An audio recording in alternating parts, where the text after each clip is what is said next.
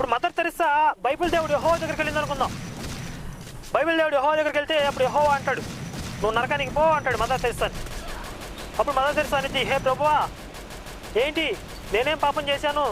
పేదవాళ్ళని ఆదుకున్నాను, అనాథలకు సహాయం చేశాను, కుష్టు వాళ్ళకి సేవలు చేశాను, నేనేం దుర్మార్గాలు చేయలేదే, నేనెందుకు నరకానికి పోవాలి అంటే అప్పుడు యెహోవా అంటాడు, ఎవరు చేయమన్నారు నేను ఇవన్నీ నాకు ముఖ్యం కాదు.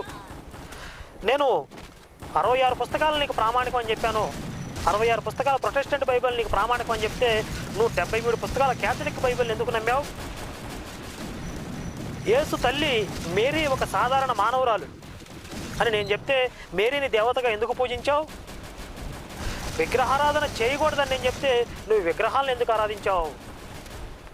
అందువల్ల నువ్వు నరకానికి పో అంటాడు.